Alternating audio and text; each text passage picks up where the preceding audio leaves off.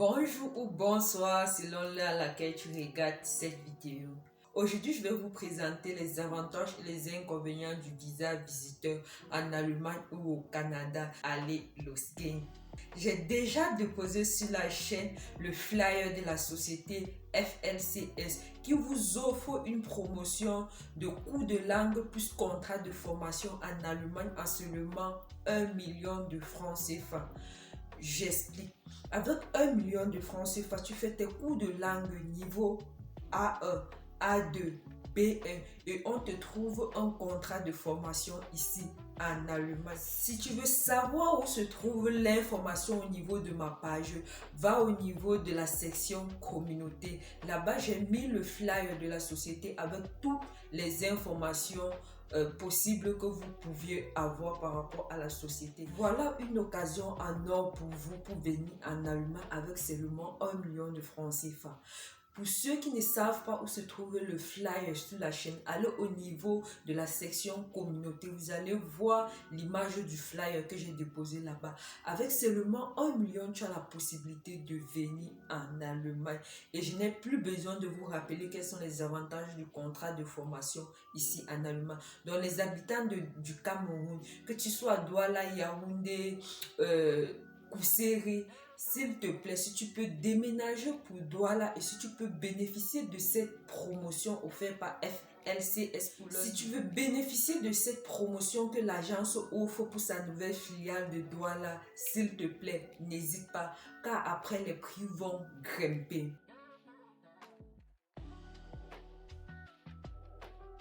Je vais commencer par vous présenter les motifs que vous pouvez utiliser pour demander un visa visiteur. Et ces motifs, je les ai pris sur les sites des ambassades. En première position vient le site de visite familiale ou bien amicale. Tu peux demander un visa visiteur pour venir visiter un membre de ta famille en Occident ou encore pour venir visiter par exemple un ami. L'essentiel, c'est que tu puisses présenter tous les documents nécessaires pour cela. En deuxième position vient le visa d'affaires. Si tu veux venir faire des affaires dans un pays en Occident, le type de visa qu'il te faut demander, c'est un visa visiteur. Le troisième type de visa que tu peux demander, c'est un visa pour traitement médical. Pour des pays en sous-développement, comme par exemple le Cameroun, ou pour des pays qui sont en voie de développement, parfois la médecine dans ces pays ne sont pas trop avancées. Donc ceux qui ont par exemple le cancer ou autre type de maladie qu'on ne peut pas forcément traiter de façon efficace dans leur pays d'origine, demandent parfois des visas pour venir dans des pays en Occident pour pouvoir suivre un traitement. Le quatrième motif, c'est le visa officiel. Et la cinquième position vient une demande de visa pour tourisme. Pour ceux qui travaillent déjà ou les gens qui font des affaires, ils peuvent par exemple épargner un peu d'argent et décider d'aller visiter par exemple la Corée du Nord ou encore la Russie. Donc voilà les 5 types de motifs que vous pouvez utiliser pour demander un visa visiteur dans des pays en Occident. Vous devez noter que lorsque vous demandez un visa visiteur pour par exemple l'Allemagne, le type de visa ou la France, le type de visa qui vous est accordé, c'est le visa Schengen. Comprenez bien, ce visa a une durée maximale de 90 jours sur une période de 180 jours.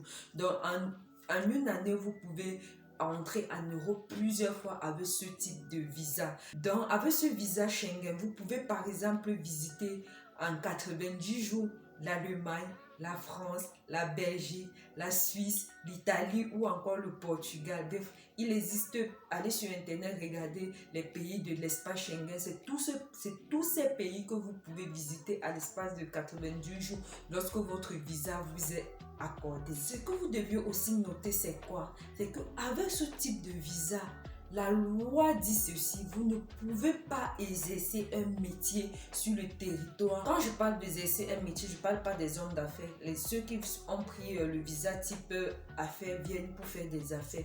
Mais si toi, par exemple, une personne lambda, tu te lèves que tu prends par exemple le visa de visite familiale pour venir visiter ton petit frère ou ta soeur ici en Allemagne, tu ne pourras pas par exemple faire des jobs dans une société parce que l'employeur n'a pas le droit de t'employer avec ce type de visa. Lorsque ton visa expire et que tu te trouves encore dans l'espace Schengen, tu peux utiliser 2 motifs pour pouvoir prolonger ton visa. Le premier motif, c'est la demande d'asile. Le deuxième motif, c'est apporter des documents qui prouvent que tu es encore sur le territoire parce que tu suis un traitement que tu as bien sûr déjà commencé ou un traitement qui est programmé. Donc, il faut noter qu'en dehors de ces 2 motifs, tu ne peux pas utiliser un autre motif pour pouvoir rester sur des territoires de l'espace Schengen.